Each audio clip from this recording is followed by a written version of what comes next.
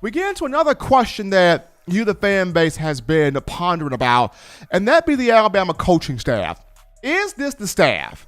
Is this the one that will stay with Nick Saban for the long haul? Is this the one that will rock with Nick Saban to the very end if this is the final run of national championships for Coach Saban? And the reason why a lot of you are asking this question is it goes back to all of the coaching turnover that the Crimson Tide has endured. And reflecting back on just 2017, just a moment here, after the 2017 season, Alabama lost Jeremy Pruitt to Tennessee and lost Brian Dable back to the NFL. It lost Derek Ansley to Tennessee, and it lost Carl Dunbar back to the NFL as well, with the Pittsburgh Steelers. And, all four of those guys, well, three of those four guys were not only just great coaches, but really sound, really good recruiters, and they were relationship-oriented. And, after losing those guys, especially Pruitt, you saw how the 2018 recruiting class suffered, because of that. So you lost all of those guys, that year. And then 2018, after that season, you lost 7 guys. You lost Dan Enos, Mike Loxley, Josh Gaddis, Tosh Lupoi, Craig Kulagowski, Brent Key, and also Joe Panunzio. And of those 7 guys that were lost, probably only one guy was sort of given that green light to go elsewhere, and that was Coach Locks, as he had recently lost his son to a tragic shooting. And Coach Locks was a head coach before at Maryland, but it really didn't work out the way he wanted to. Sometimes people become head coaches before they're prepared to be one. So he comes to Alabama, in 2016, was here for 3 seasons, and in the final year, he had learned a lot, he had grown a lot, and Coach Saban kind of saw where he needed to go back home to Maryland to rectify some things, to get some things in order to face the situation he encountered, and also show to where he could be, a solid head coach. So he was probably the only one to have the good graces from Nick Saban to take that next step. Everybody else who left, it rubbed Coach the wrong way, because he thought Dan Enos was here for the long haul. He thought Josh Gaddis would stick around. He thought Brent Key would stick around. Craig Kulagowski as the defensive line coach did a pretty solid job. Thought he would stick around. So, the national championship game against Clemson that year, you had a lot of guys that had their minds on other jobs, had their minds on other opportunities, had their minds on other coaching vacancies in which they were trying to fill. And you saw in that game to where something just felt off, The communication wasn't there. The focus wasn't there. The chemistry wasn't there. Even down to Saban. Saban looked drained. You had fans that went, what's going on with Saban? He's not cussing folks out. He's not breaking headsets. He's not throwing stuff on the ground. He's not chewing. He's not getting in the face of coaches. What is wrong with Coach Nick? Like, the feng shui of this whole Bama team is off in a national championship game. And reason why you had coaches focused on other things. But you look at this year's staff, and the reason why I think this year's staff is in it for the long haul with Coach Saban is, just like Coach is trying to prove he is still the baddest man in the game, he is still the best coach, the greatest coach on the block in terms of college football.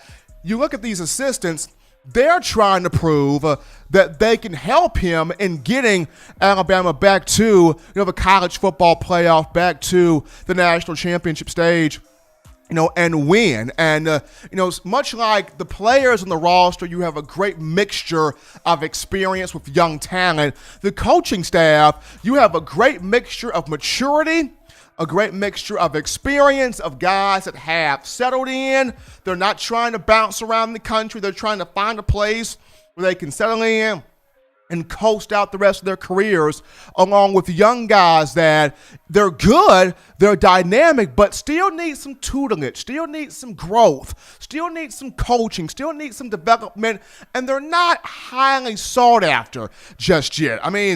Going back to last year, when Dave Aranda left LSU to take the head coaching job at Baylor, one of the first guys he contacted was Alabama's defensive back coach Carl Scott. And Carl Scott, a strong coach. Carl Scott, a darn good recruiter.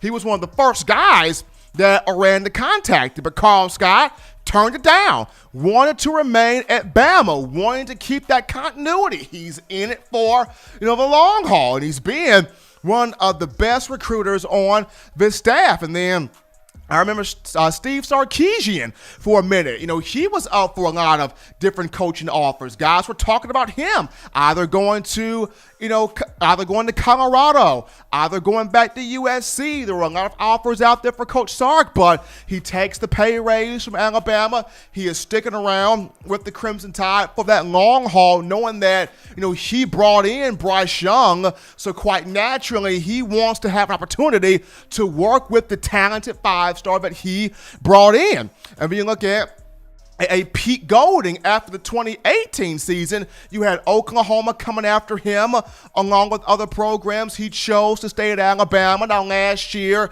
was not the greatest thing, but he's learned from it, and he's prepared to bounce back and have a big-time season. And behind those three guys, you have Sal Sunseri, who's an older guy, mature guy, who's settled in, and he's a guy that's not trying to chase after big money and big career. He's just trying to win. And he's just trying to win football games, and he and Coach Saban have a great understanding of each other.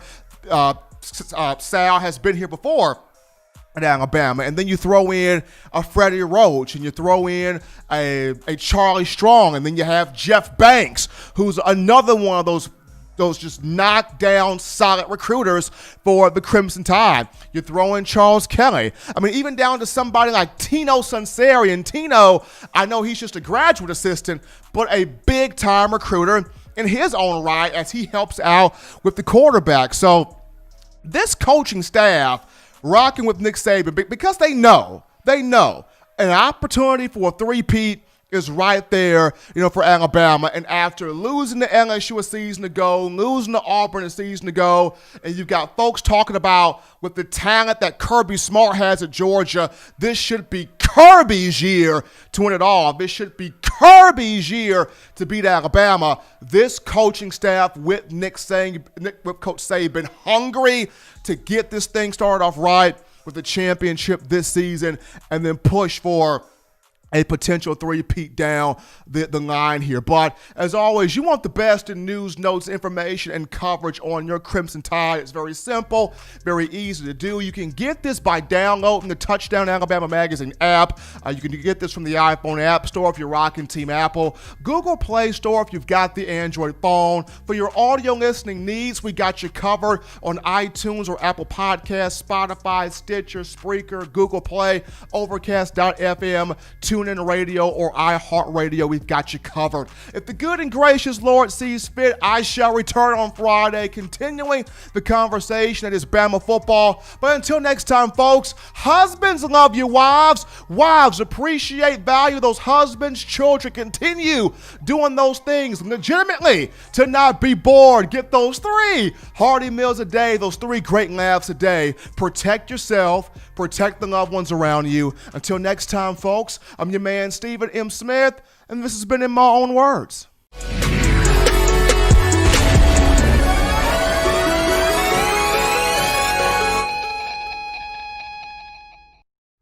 Thank you for watching Touchdown Alabama Magazine's YouTube channel.